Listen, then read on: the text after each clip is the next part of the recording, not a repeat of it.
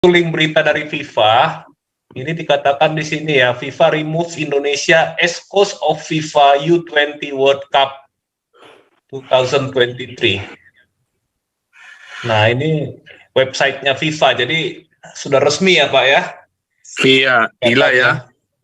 Gila loh ini. Gila.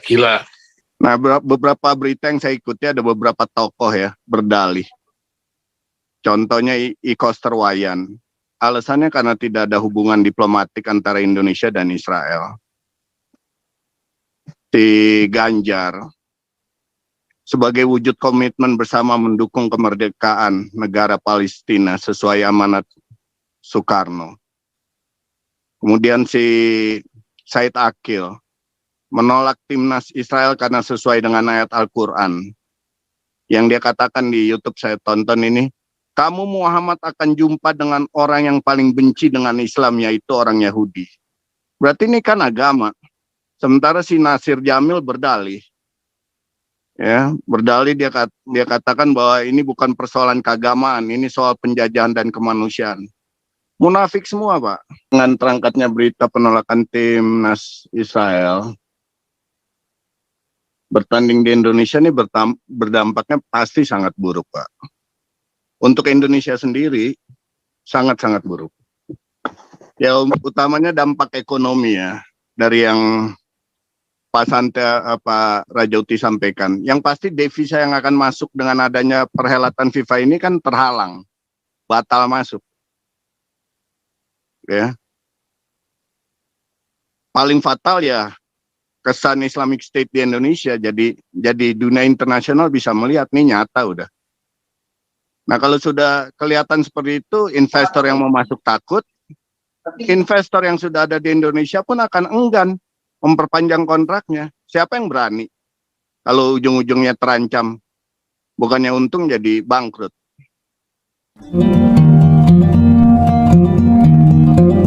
Lanjut.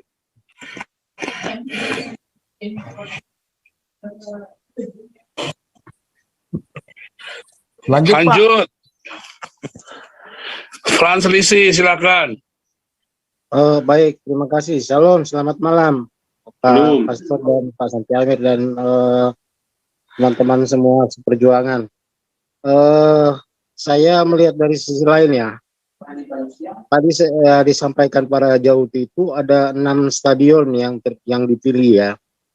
Itu semuanya di wilayah Indonesia bagian barat.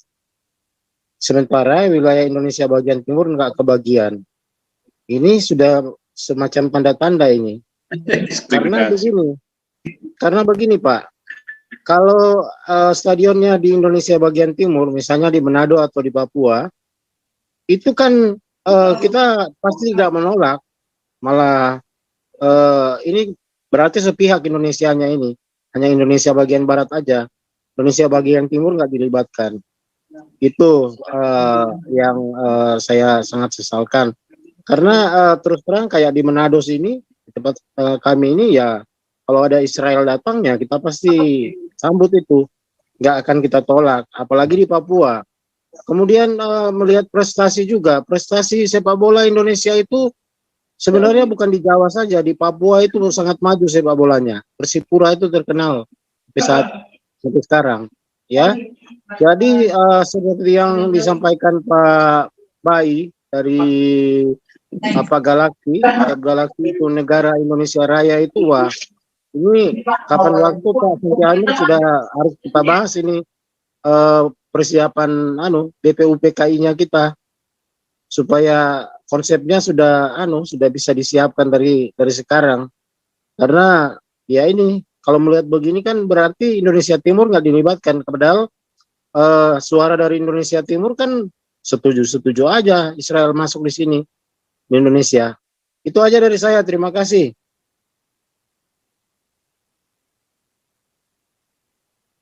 Pak Paul.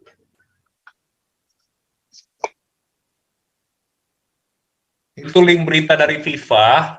Ini dikatakan di sini ya, FIFA removes Indonesia as host of FIFA U20 World Cup 2023. Nah, ini websitenya FIFA, jadi sudah resmi ya Pak ya? Iya, gila ya. Gila loh ini. Gila. Coba ini ada Beta Maluku nih. Beta Maluku silakan. Shalom Pak Paul. Halo Beta Maluku. Ramai-ramai. Menarik yang tadi disampaikan Pak Rajauti ya. Saya ingin menambahkan dengan terangkatnya berita penolakan timnas Israel bertanding di Indonesia ini berdampaknya pasti sangat buruk, Pak. Untuk Indonesia sendiri sangat-sangat buruk. Ya utamanya dampak ekonomi ya dari yang Pak Rajauti sampaikan. Yang pasti devisa yang akan masuk dengan adanya perhelatan FIFA ini kan terhalang, batal masuk. Ya, paling fatal ya kesan Islamic State di Indonesia. Jadi dunia internasional bisa melihat nih nyata udah. Nah kalau sudah kelihatan seperti itu, investor yang mau masuk takut, investor yang sudah ada di Indonesia pun akan enggan memperpanjang kontraknya. Siapa yang berani kalau ujung-ujungnya terancam, bukannya untung jadi bangkrut. Ya. Selain itu kredibilitas Indonesia juga rusak Pak di internasional Pak.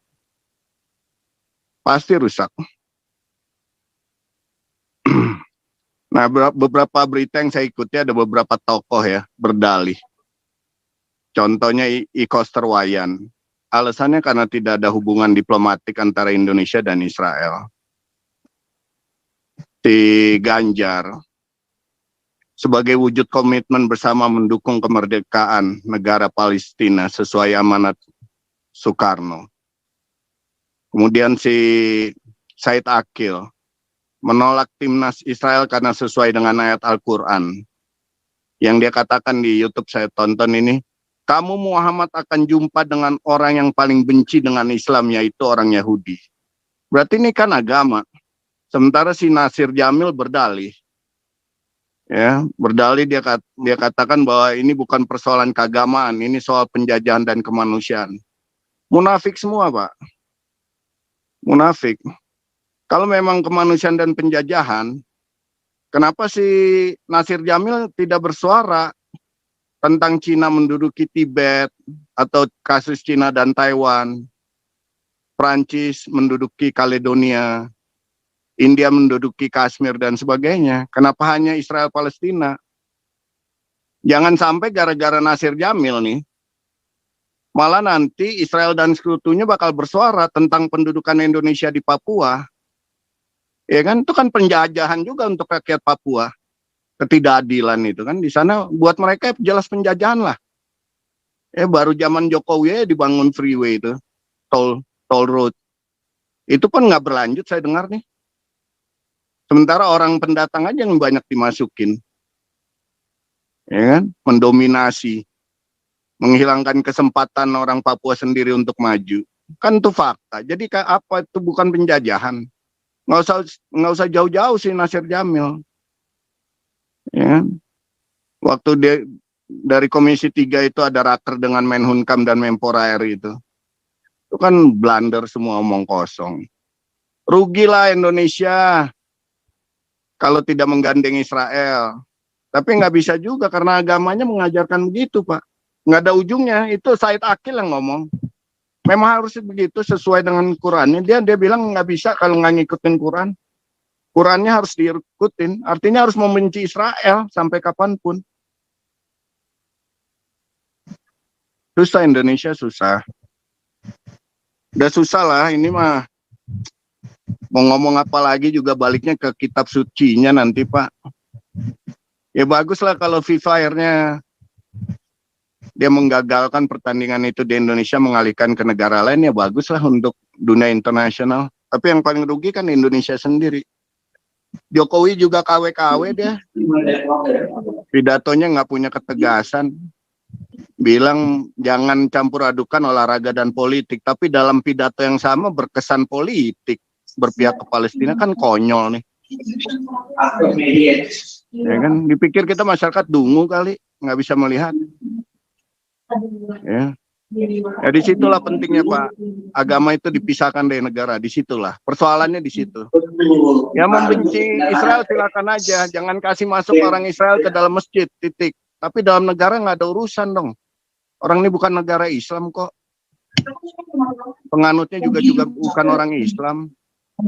Mayoritas mungkin saat ini mungkin, tapi percaya dengan kasus-kasus ini akan banyak yang melihat kebenaran.